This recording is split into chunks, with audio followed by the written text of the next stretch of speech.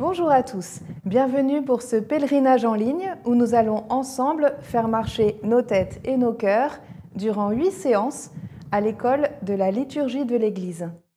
Nous commençons la première séance d'introduction pour comprendre comment en liturgie nous nous retrouvons devant Dieu pour tous, en nous demandant dans une première vidéo quel monde ouvre la liturgie.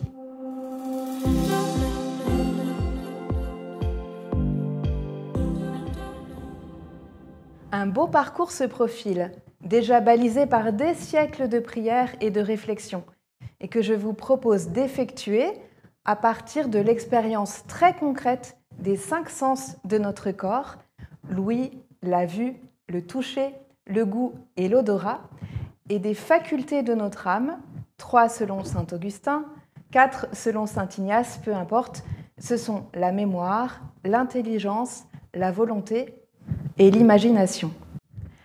Car la pratique liturgique s'appuie sur tout cela, l'affecte et le transforme. C'est l'homme tout entier, corps et âme, qui est impliqué lorsqu'il se tient en prière devant Dieu pour tous. C'est l'Église tout entière, corps et âme, qui s'offre avec le Fils au Père dans l'Esprit à chaque Eucharistie. La liturgie se donne à nous par l'expérience, le vécu. Il n'y a de liturgie que vécu. Donc elle passe par notre corps, nos 5 sens, et s'adresse à notre âme, c'est-à-dire notre esprit, notre cœur. Elle les travaille, les ajuste, les ordonne, les purifie. Par là, Dieu nous sanctifie. Alors nous allons entrer dans l'intelligence de la liturgie à partir de là, à partir de tout notre être, à partir du vécu de notre vie. Cela va nous changer, car beaucoup comprennent la liturgie à partir de ces seuls rituels, de formules à dire, de rubriques à respecter, de pratiques à transmettre. Certes, la liturgie comporte tout cela, mais n'oublions pas qu'elle est d'abord une relation vivante à Dieu, aux autres, à nous-mêmes, c'est-à-dire quelque chose qui nous échappe et qui peut nous surprendre. Le pape François insiste. La foi chrétienne, dit-il, est soit une rencontre avec le ressuscité vivant, soit elle n'existe pas. La liturgie nous garantit la possibilité d'une telle rencontre. Or, il nous arrive de vivre la messe dominicale, par exemple, comme un moment plus ou moins fraternel, mais sans lien réel avec le reste de la semaine. Elle devient une parenthèse sympathique ou dévotionnelle, mais qui ne transforme pas vraiment le monde alentour, ni n'atteint pleinement notre vie intérieure. Pourtant, la liturgie propose un moment étonnant de changement de vision du monde qui devrait permettre un avant et un après l'office ou la messe. Comment comprendre cette transformation, certes invisible, insensible, qui pour autant n'est rien moins que la transfiguration de notre regard, de notre vie et de notre monde, dans l'union à Dieu en Église, pas à pas. Romano Guardini, grand liturge et liturgiste devant l'Éternel, a cette formule magnifique. La liturgie, dit-il, cette aptitude à vivre dans un regard.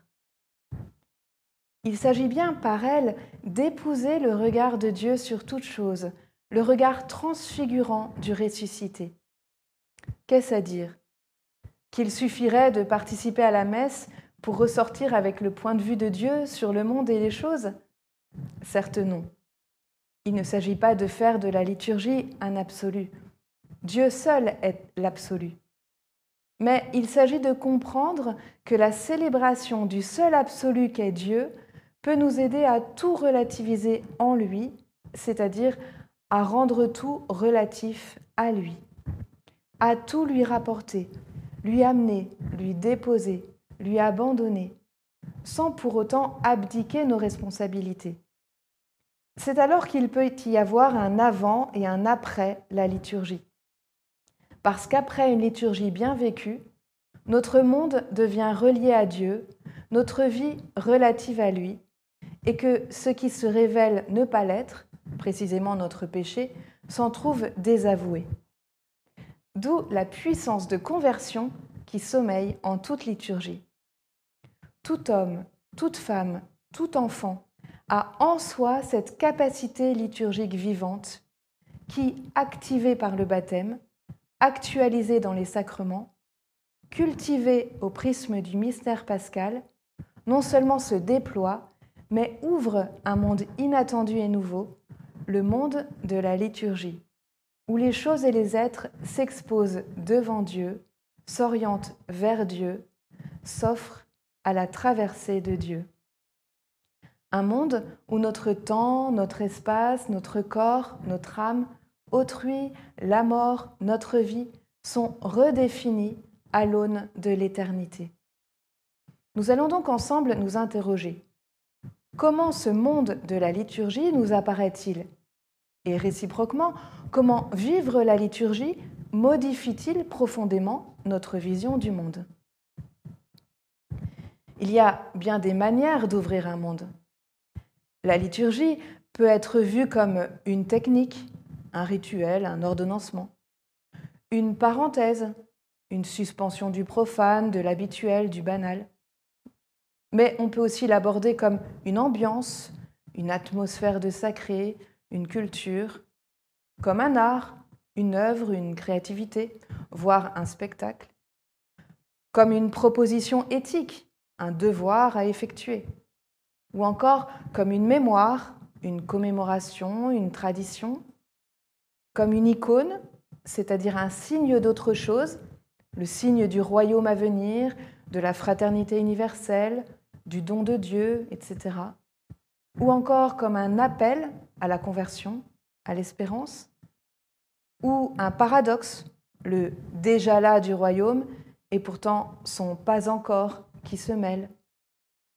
Tout cela n'est pas faux, mais la vraie question est de savoir quel monde la liturgie elle-même veut nous faire ouvrir. Elle nous donne des indices en effet. Elle nous propose des gestes, des paroles qui nous enjoignent d'aller plutôt dans un sens que dans un autre. Mais savons-nous décoder ces indications? Tel est l'objet de ce cours, nous aider à entrer dans le monde de la liturgie tel qu'il veut se manifester à nous.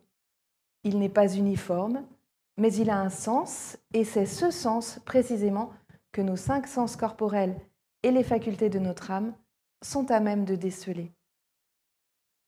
La théologie de la liturgie l'a rappelé avec force grâce au mouvement liturgique qui s'étend de la fin du XIXe siècle au milieu du XXe siècle.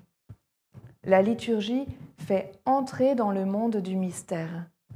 Mystère de Dieu, de la transcendance, du royaume, de la Trinité, de la sainteté. Mystère de Pâques surtout, du don, de la croix, de la rédemption, de la nouvelle création. Voici ce qu'écrit Monseigneur Robert Le Gall, moine et évêque émérite de Toulouse à ce sujet. Il s'agit du mystère dont parle saint Paul, c'est-à-dire de cette action inouïe, inespérée, à peine concevable, où Dieu se révèle à nous, se fait connaître en Jésus-Christ, non seulement pour s'emparer de toutes nos pensées, mais pour se saisir de nous comme à la source de toutes nos affections, en renouvelant du coup toute notre vision du monde. Mieux encore, en nous associant à son œuvre divine de réparation d'un monde et d'une humanité déchue, de transfiguration de la créature qui doit en faire l'enfant de Dieu en l'unissant à son Fils unique, dans ce mystère même qui est celui de sa mort et de sa résurrection. On ne sort pas indemne de l'expérience du mystère. Nous avons découvert en cette première vidéo combien le monde de la liturgie s'ouvre donc à ceux qui savent le recevoir pour ce qu'il est.